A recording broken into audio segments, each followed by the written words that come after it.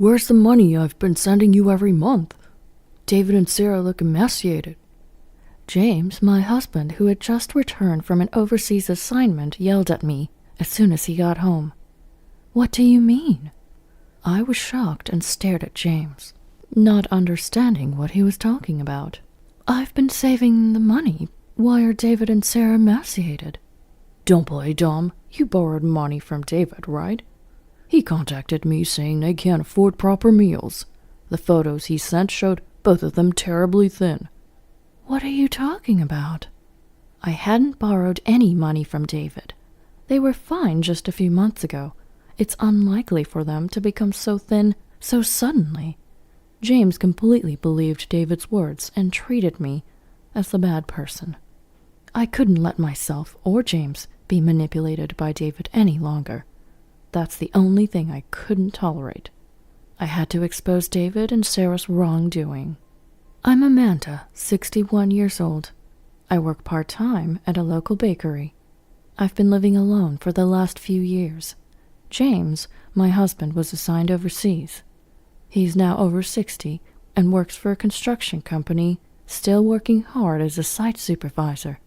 For the past few years, he's been guiding and assisting locals in developing countries and building large commercial facilities. Although I was worried about his first overseas assignment, he seems to enjoy it, getting along well with the cheerful locals. James sends me $2,000 every month for living expenses, so I've been living comfortably on my own.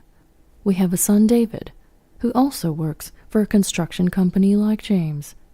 He married Sarah 3 years ago and lives in an apartment nearby. Neighbors say it's nice to have a son close by, but that's not really the case. Since getting married, he hardly ever visits. David left home during his rebellious years, and we haven't been in much contact since. I hoped things would change once he got married and moved nearby, but they didn't. However, it's common to hear that boys don't keep in touch much, so I resigned myself to it. Then one day, David and Sarah suddenly came to my house. We have a favor to ask. What's going on? Well, we need to borrow some money. Money? Why? I raised my voice, fearing the worst, like debt. David and Sarah looked apologetic and shrugged. We're thinking of starting infertility treatments. Infertility treatments? Yeah, it's been 3 years since we got married and we haven't had a child yet. We thought it's time to consider it. That's true. But Sarah, you're still in your 20s. Isn't it too early to worry? Sarah responded anxiously. It's physically challenging if it's too late, and just because we start treatments doesn't mean we'll have a child right away. That's a good point. I've heard it can take years. I had no idea they were seriously struggling with this. The thing is, infertility treatments are quite expensive. Sarah works at a grocery store, but honestly, it's tough. I had heard about infertility treatments on TV. It's a difficult journey that requires a lot of time and money, as I heard from those who've been through it. I wanted to see my grandchild and help my son David if he was in trouble. So I nodded in agreement to David and Sarah's request. I understand. I'll support you both as much as I can. But how much do you need? Actually, we need about $2,500 a month. $2,500 a month? It was not a small amount for me. It was more than what James sent me every month. However, with my savings and part-time job, it wasn't an impossible amount. We'll definitely pay you back, please. I've always had a soft spot for David's requests. David was finally reaching out to me. Being there for him is what a parent does. All right, I'll deposit it into your bank account each month, okay, David? That would help a lot. Thanks, Mom. Thank you, Amanda. David and Sarah left looking happy. Upon reflection, I had one question. Was $2,500 a month really necessary for infertility treatments? Yet, considering additional expenses like diet and medical visits, I thought it might be necessary. 6 months later, the monthly payment of $2,500 to David were not easy. While I could manage with James's remittances and my part-time income, I had to be more frugal than before. So I went shopping at a discount grocery store a bit far from home. On my way back, passing a casino, I spotted two familiar faces. David and Sarah? David and Sarah were entering that casino. Could it be a mistake? Curious, I decided to follow them. I went inside and looked for them.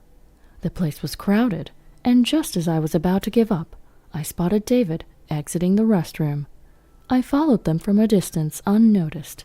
David and Sarah were excitedly discussing something. They sat at a table and started playing. There was David, a side I had never seen before. The game ended quick. David and Sarah seemed upset, probably having lost.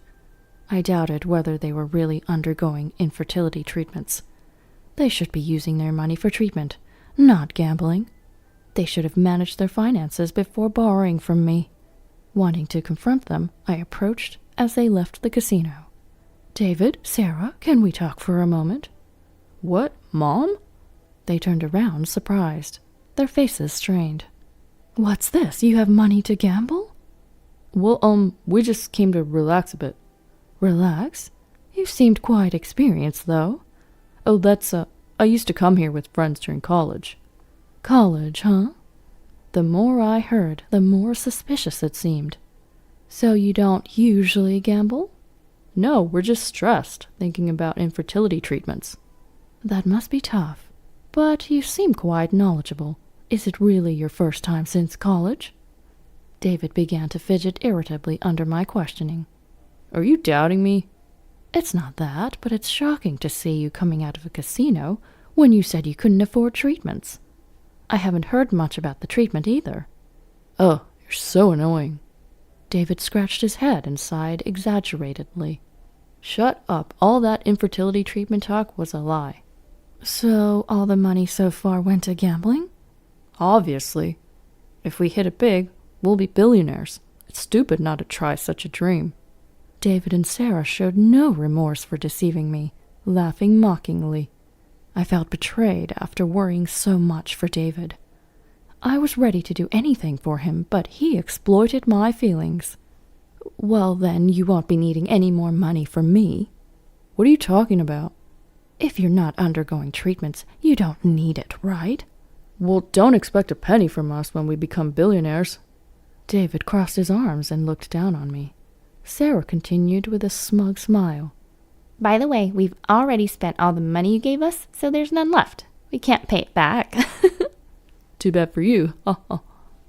David and Sarah said mockingly, then turned their backs and left without another word. I was speechless with astonishment. Despite having transferred about $10,000 to them over the past few months, this was their attitude. If I let them continue their reckless behavior, it would lead to irreparable consequences. That's why I decided to stop sending money to David. 2 months later, James was returning home temporarily. I prepared his favorite soup and pasta, waiting for him. As soon as he arrived, James burst out. Where's the money I've been sending you every month? David and Sarah looked malnutritioned. What do you mean? I was stunned and stared at James, not understanding what he was talking about. I've been saving the money. Why are David and Sarah malnutritioned? Don't play dumb. You borrowed money from David, right? He contacted me, saying they can't afford proper meals. The photos he sent showed both of them terribly thin. What are you talking about? I can't believe you. Aren't you ashamed as a parent? I've been sending enough money so you wouldn't have financial troubles, and yet you're borrowing money from our son. What are you doing? James was furious, blaming me for everything. However, I had never borrowed money from David. It was all a lie. I was shocked that James completely believed David's words and didn't trust me. But I couldn't let David and Sarah's lies continue. I decided to reveal everything to James. James, I understand you want to believe in David, but can you look at this? Bank statements, what about them? This is the money you've been sending me every month. What? You have plenty of money. James looked puzzled as he examined the statement. That's right, I'm not struggling for money, and look here. Did you send money to David? Yes, until recently I was sending David $2,500 every month. That much? Were you okay with your living expenses? Relieved that James had calmed down, I continued. I managed with my part-time job and savings. I had saved quite a bit. Looking at the remaining balance, he could see I hadn't wasted money. Then why give David money? He said they wanted to start infertility treatments. Infertility treatments? Yes, they've been married for 3 years without a child, so they asked for money for treatments. That's why I lent money to them. James was surprised, having not heard about the treatments. David and Sarah claimed to my husband that they didn't have enough money to live because of me. So why did you stop the payments? It was all a lie. They weren't going to the clinic. Then where did the money go? This is it. The casino they went to happened to be on TV. It showed people mingling. You don't mean they used the money for gambling? They lied to try and get money from me too?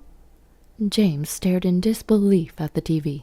That's when it happened. Hey, isn't that David and Sarah? Oh my gosh, it is. I never thought they would ever go back. David and Sarah appeared on the screen. I thought they would restrain themselves after I stopped the payments, but they couldn't quit gambling. Unbelievable. The photos they sent me showed them looking so thin. They haven't changed at all. Nowadays, you can edit photos with apps, you know. James, realizing he had been deceived, hung his head in dismay. Maybe his return home was also for David and Sarah's sake. After a moment of shock, James looked up, determined. Unacceptable. I need to have a serious talk with them. Saying that, he headed for the door. Where are you going? To David's house, of course. I'm going to confront them. In a rage, James was about to leave for David's house, but I quickly stopped him. It's pointless to go now. Why? They're at the casino and won't be back until evening. Plus, if you're going, you need to be prepared. I smiled at James. It was time to prepare something special that I had kept hidden until now. In the evening, when we thought David and Sarah would be home by now, James and I headed to David's house. When James rang the doorbell, David and Sarah appeared, looking flustered.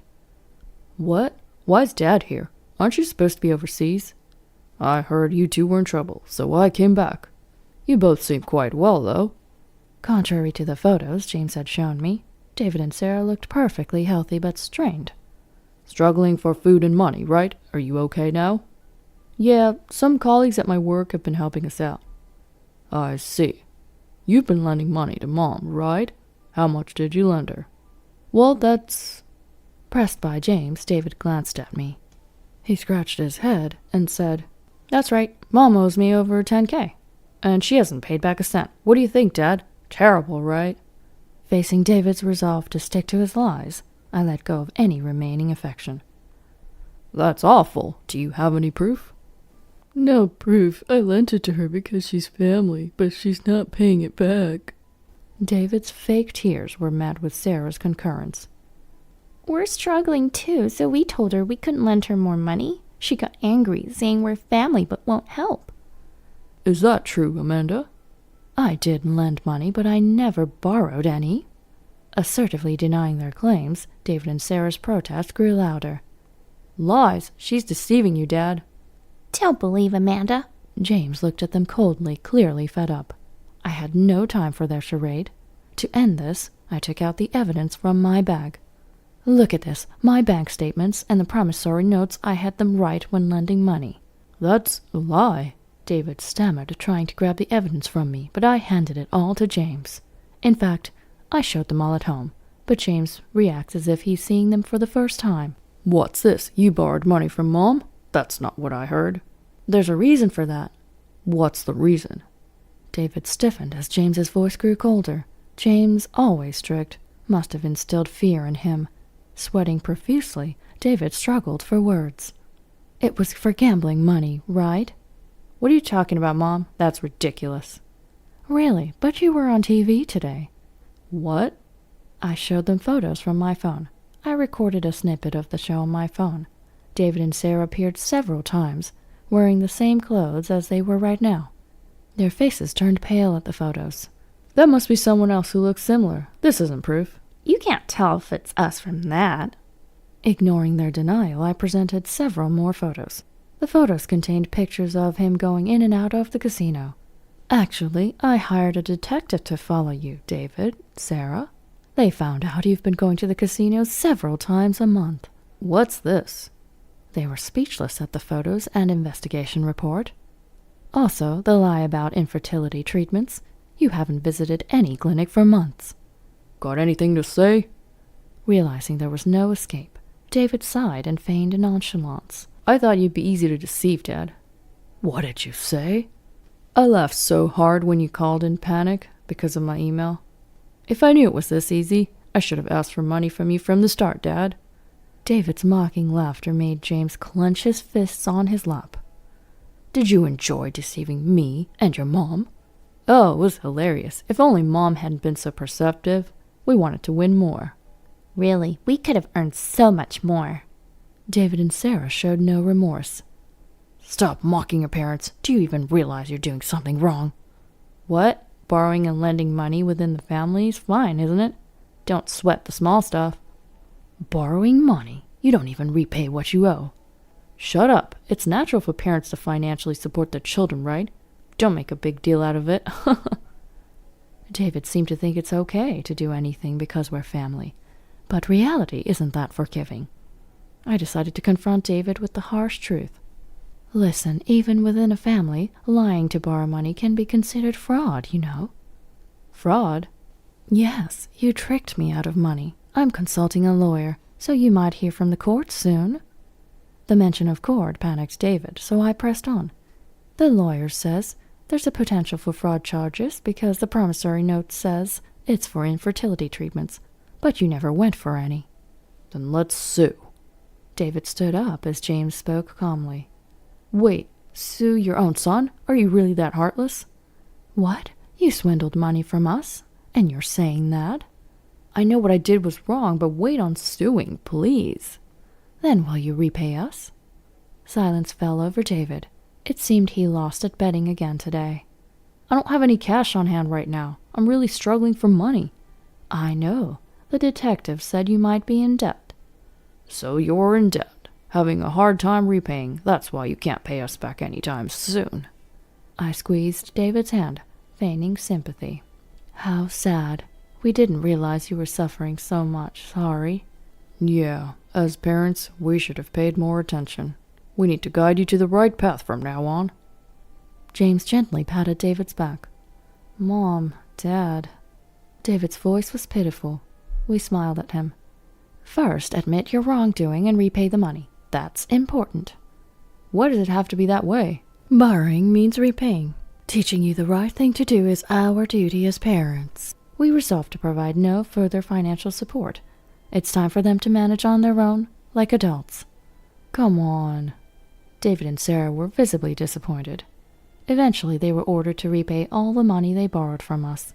James, of course, also cut off all financial support for David to prevent further gambling addiction.